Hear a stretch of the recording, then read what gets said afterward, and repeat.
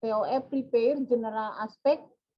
Sesi ini akan dipandu moderator kita, Dr. Latifah Hernisa, spesialis bedah torak kardiovaskuler. Pendidikan formal beliau ini SMA tahun 2002 di Tangerang, kemudian dokter FKUI 2008 lulus, kemudian ngambil spesialis PTKV FKUI lulus 2017, fellowship, kemudian dilanjutkan di Rumah Sakit Jantung dan Pembuluh Darah Harapan Kita 2020. Non formalnya tentu banyak, bisa Bapak Ibu lihat. Beliau pekerjaan merupakan staf medik bedah jantung anak Rumah Sakit Jantung dan Pembuluh Darah Harapan Kita 2018 sampai dengan sekarang. Kemudian juga di Rumah Sakit Sari Asih Ciledug 2019 sampai dengan sekarang. Baik, kita sapa dulu Dr. Latifah. Selamat pagi, Dok. Sudah bersama kami, Dok? Ya, Dok, suaranya boleh. Kedengeran suara saya? Nah, ini dia beliau cantik. Selamat pagi, Dok. Sudah siap, Dok, untuk memandu acara sesi pertama kita? Ya, sudah. Terima kasih, Bu. Baik. Baik, Dok. Silakan, Dok, untuk memandu acara di sesi pertama. Silakan, terima kasih. Terima kasih, Bu. Assalamualaikum warahmatullahi wabarakatuh. Selamat pagi. Kita akan memulai sesi pertama, yaitu TOF Prepare General Aspect. Sesi ini akan ada 5 pembicara dengan masing-masing presentasi 15 menit, kemudian akan dilanjutkan dengan sesi tanya jawab selama 25 menit. Untuk sesi pertama dimulai dari Dr. Diki Fahri, spesialis bedah torak kardiak dan vaskuler, konsultan pediatrik, dengan judul Historical Overview of the Development of TOF Prepare.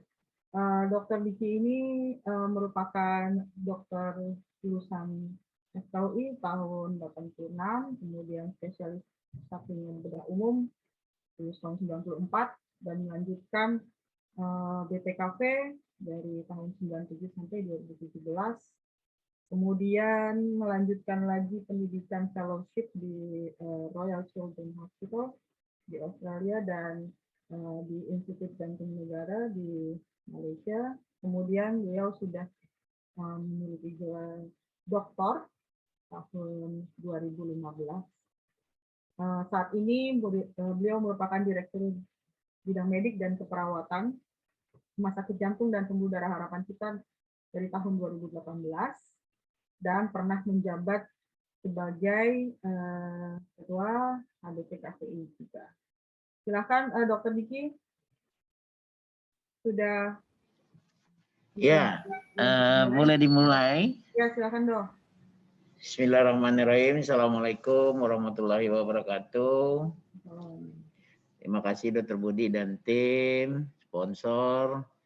Yang lupa disebut juga Bu Alin ya, dari Diklat Rumah Sakit Jantung Harapan Kita. Terima kasih banyak.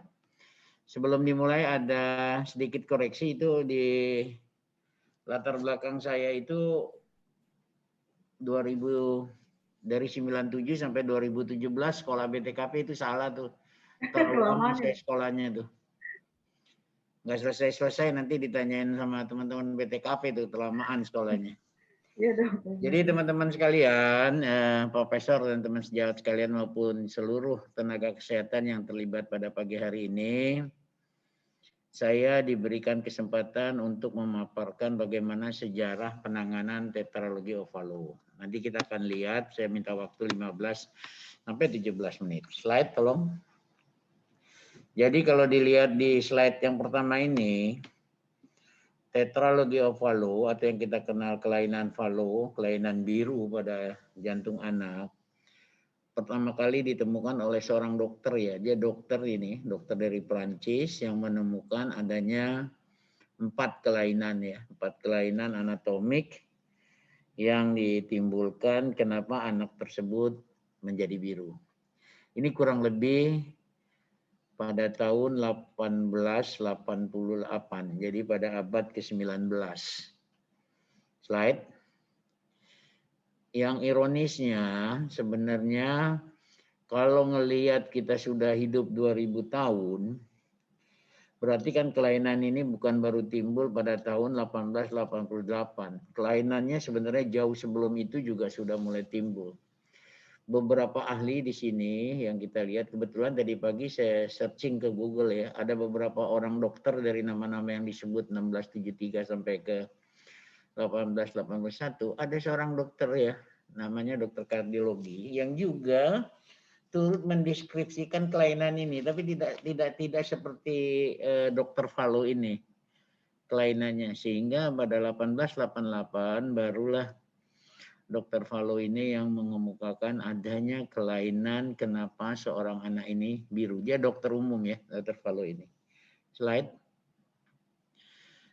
Sedangkan kelainan yang ditemukan kalau bisa dari dia, ini definisi pada saat itu ya, adalah satu, adanya pulmonary stenosis, yaitu penyempitan aliran darah yang akan pergi ke paru-paru. Yang kedua, dia menyebutkan interventricular communication, yang kita artikan sekarang adanya suatu lubang atau adanya suatu PSD. Yang ketiga adalah biventricle origin of the aorta. Nah, ini yang kita sebut dalam sehari-hari dalam kita berkecimpung adalah aorta overriding. Ya, yang keempat adanya hipertrofi daripada right ventricle. Slide.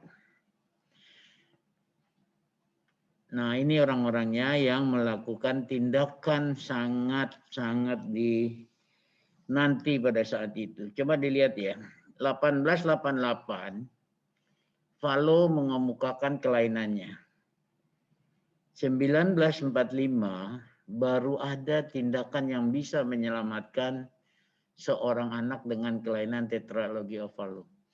Lebih dari 50 tahun jika ada kelainan yang seperti ini, yang hidup di saat itu, lebih banyak berdoanya daripada mendapatkan pertolongan secara anatomik. Jadi beruntunglah kita-kita yang lahir di tahun 45 ke atas. Lebih beruntung lagi yang masih muda-muda sekarang karena teknologinya makin berkembang. Kalau seandainya ada kelainan ini ditemukan. Apa yang dilakukan pada tahun 1945 saat itu hanya memberikan aliran tambahan ke pembuluh darah paru yang menuju ke paru. Konsepnya adalah darah yang masuk dari aorta akan diberikan ke paru, kemudian dicuci di paru, balik lagi ke jantung, sehingga birunya daripada kelainan ini berkurang. Tapi secara anatomik belum. Pada gambar ini bisa dilihat ada Helen, ada Tosik, dan satu lagi yang di tengah ini sebenarnya nih yang tengah bukan yang di kirinya. Nah, ini adalah si ininya, ahli laboratorium anatomiknya, dia yang membuat ide bagaimana kalau seandainya Anda memberikan aliran tambahan ke paru kata dia, dan dikerjakanlah oleh dokter bedahnya. Jadi sejak tahun 1945 sudah ada koordinasi kerjasama yang baik antara seorang kardiologi anak atau dokter anak saat itu dengan seorang dokter. Sedangkan yang menggunakan mesin jantung untuk melakukan TOF repair ya, dari 45 itu hanya berupa suatu terapi paliatif, terapi perantara untuk mengurangi birunya. Sedangkan terapi kuratifnya itu mulai ada pada tahun 1954 dan 1955. Kalau Lilehe ini dia terkenal dengan menggunakan cross sirkulasi ya. Sedangkan kalau Kiklin ini benar-benar menggunakan oksigenator pump yang sekarang kita kenal. Kalau dulu gede sekali, kalau ada di sejarahnya. Kalau yang kita gunakan sekarang sangat kecil. Dan ini terus berkembang. Terus berkembang sampai tahun 65, Kiklin lagi yang menemukan, loh kalau seandainya dia pulmonary trunknya, pulmonary stenosisnya severe sampai pulmonary atresia tidak bisa kita gunakan, maka dia mencoba untuk menggunakan pulmonary trunk conduit. Jadi yang namanya kita sebut sekarang dengan RPPA conduit, idenya sudah ada di tahun 65 oleh Kiklin saat itu. Slide. Kita lanjutkan kalau secara garis, ulang lagi, tahun 1888 ada anatomi, 1945 baru mulai terjadi pertolongan untuk pasien dengan kelainan TOF tersebut. Dan saat itu hanya memberikan pelayanan paliatif, yaitu pemberian aliran tambahan yang kita kenal adalah klasik bitisan. Kenapa disebut klasik? Karena memang saat itu material untuk memakainya, untuk menambah alirannya, kita gunakan arteri subclavian. Arteri subclavian kiri kita pakai, kita potong, sehingga anaknya birunya berkurang. Terus ilmu itu berkembang, bisa dilakukan box, kemudian penggunaan mesin, Aureli Lehe sama Kiklin. Marah sejak tahun 1970 sampai sekarang, disitulah terjadi lonjakan treatment yang sangat cepat. Eranya bagaimana mengenai teknik, ini menyangkut teknik. Anatomi sudah selesai di sini, kliennya tidak menjadi masalah lagi. Yang menjadi masalah tekniknya serta variasi, beberapa variasinya. Ada yang menggunakan transcameral PET, ada saja yang menggunakan PET-nya pada main pulmonary artery, atau double PET di RVOT-nya di PET, ya, atau yang sekarang banyak mengerjakan tanpa menggunakan PET karena banyak keuntungannya tanpa PET, ya. Yang lagi sedang menanjaknya atau sedang didiskusikan hangat adalah when is the optimal time untuk repair TOF yang complete repair-nya. Ada yang dibilang di neonates, ada yang sudah berani, ada yang cukup 6 bulan, ada yang setahun. Slide. Nah, ini seperti yang saya katakan dulu, yang hidup di tahun di bawah 1945, treatmentnya tidak merupakan suatu treatment yang membetulkan aliran darah. Jadi hanya berupa suatu paliatif, memang nasib pada saat itu ya. Tapi setelah 1945, terus sampai sekarang mengenai TOF ini, harapan hidupnya sangat baik. Tadi dikatakan oleh Prof. Sukman, keberhasilan satu center adalah dilihat angka keberhasilan TOF repair-nya. Kenapa begitu? Karena di TOF repair itu ada artnya di situ. Karena Anda memotong otot, merasakan itu cukup atau tidak. Kalau kebanyakan bisa menyebutkan gagal atau gangguan fungsi dari ventrikel kanan, kalau kekurangan memotongnya juga akan menimbulkan masih ada stenosis. Jadi artnya ada, sangat betul bahwa dokter itu adalah science and arts. Jadi tidak mungkin hanya secara science saja. Slide. Ini contoh, tolong dinikmati beberapa bitisan. Kita lihat videonya. Ini bitisan yang dibuka melalui sternotomi, ya. Yang besar itu yang sedang dipegang adalah aortanya, khas pada TOF, karena aliran darah yang ke paru kecil karena stenosis, maka pembuluh darah aorta besar karena aortanya ngangkang, ya, istilahnya overriding.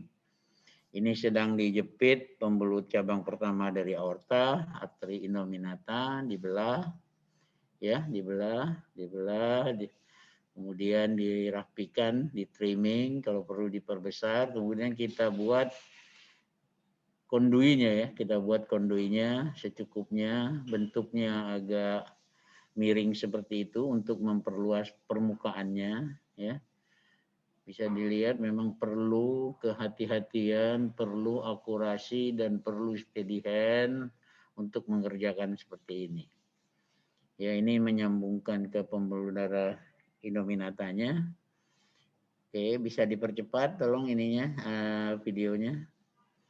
Maju, ya, kita majukan. Nah, setelah tersambung, kita akan menyambungkan ke pembuluh darah pulmonary artery yang kanan. Kita tarik, kita pakai siklam, kita ukur, kemudian kita potong. Ini nanti kebetulan ada dokter Ana, ini harus bagus ini manjangnya, jangan sampai meliuk-liuk katanya. Kalau meliuk-liuk nanti kepalanya geleng-geleng, sannya juga bisa meliuk-liuk katanya. Jadi kepanjangan san tidak bagus, kependekan san tidak bagus juga. Jadi memang memerlukan akurasi yang cukup baik agar dapat bitisan yang sangat baik. Tolong dimajukan lagi sampai akhir dikit lagi. Nah, ini udah hampir jadi sannya, ya, jahitan terakhir. Nah, setelah itu kita bukalah klemnya. Nah, beginilah jadinya bitisan modified yang kita buat, ya. Nah, dengan begini diharapkan saturasinya akan naik. Berbagai macam cara sekarang dikembangkan, ada yang waterstone, ada yang pot, tapi prinsipnya sama. Dan ada beberapa keuntungan kenapa kita lakukan melalui sternotomi. Ini PDA-nya diklaim ya, melalui sternotomi atau melalui torakotomi. Slide. Kita masuk ke treatment lanjutannya yang menggunakan mesin jantung. Dikatakan tadi adalah Lillehay dan Kiklin sebagai penggagas utama yang menggunakan sirkuit sehingga bisa dilakukan TOF repair. Slide. Nah, ini natural history-nya. Bagaimana perkembangan daripada setelah ditemukan alat mesin jantung baru, ada beberapa perkembangan kapan waktunya harus dilakukan satu kali repair atau repairnya bertahap. Yang dilakukan akan repair bertahap, ada dilakukan bitisan dulu, kemudian ditunggu untuk beberapa bulan, baru bisa dilakukan TF repair. Ya, ada yang menyatakan sekarang udah ekstrim, berani di bawah 6 bulan ya untuk melakukan. Ada yang di umur 2-3 bulan dengan faktor keuntungan. Dan ada juga yang menyatakan itu tidak baik karena umumnya banyak menggunakan transaminase. Jadi masih debatable ya. Yang tidak boleh, message dalam presentasi ini adalah yang tidak boleh dilakukan jika Anda ketemu TOF, tidak Anda lakukan sesuatu. Anda mau bitisan sesuai kriteria, alhamdulillah Anda telah menolong dia. Anda melakukan TOF repair juga baik. Caranya, umurnya nanti itu sangat dalam diskusinya. Tidak akan selesai dalam waktu 15-20 menit. Slide. Waktunya tinggal 3 menit, Dok.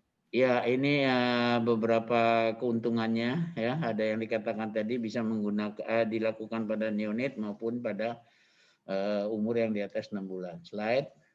Ini pro dan konnya ya, pro dan konnya. Akhirnya timbullah kapan waktu yang sangat optimal. Slide. Masing-masing kubu menyatakan bahwa yang berani mengerjakan di bawah umur 6 bulan atau 1 bulan seperti itu, dia bilang bagus hasilnya. Terutama untuk selain teknik dan lainnya juga untuk keluarga, sehingga tidak menjadi kecemasan untuk dilakukan beberapa kali operasi. Ya. Tapi ada juga yang menyatakan biasanya itu penggunaan transanular PET. TAP itu transanular PET ya, itu insidennya tinggi. Jadi ini masih debatable ya. Dan Anda bisa memilih sesuai kemampuan di institusi Anda caranya. Slide. Ini sama juga ya, coba algoritmnya bisa dilihat. Kalau kami di harapan kita sudah mulai ke 1-6 bulan kalau kriterianya masuk. Yang termudah mungkin kita kerjakan umur 4 bulan saat ini. Slide. Untuk TOF repair ya. Apa hal-hal yang dilakukan? Slide. Untuk tekniknya nih cepat aja. Slide. Kita lihat pakai gambar. Ini approach-nya adalah melalui ventricle kita belah, kita tutup PSD-nya sambil direseksi. Slide. Kita lihat juga nih sama melalui RV-nya kita belah, kita tutup ya, interrupted atau satu-satu atau continuous. Slide. Dan ini yang familiar yang sekarang yang kami lakukan biasanya melalui, coba balik slide sebelumnya, baik slide sebelumnya. Nah ini yang kita lakukan yang melalui RA ya, ini adalah yang saat ini sampai saat ini yang lebih kita sukai ya, adalah melalui RA kita buka, tricky speed kita angkat sedikit, dari situ kita bisa mengenali jaringannya. Slide. Ini beberapa teknik tadi yang sebelumnya saya sebutkan, kalau dilihat memakai transanular PET, itu di atas, yang di kanan adalah menggunakan hanya MPA PET-nya saja, sedangkan di bawahnya lagi itu MPA PET dan RVOT PET, dan yang terakhir adalah tanpa menggunakan PET. Anda bisa pilih tergantung dari case by case-nya. Slide.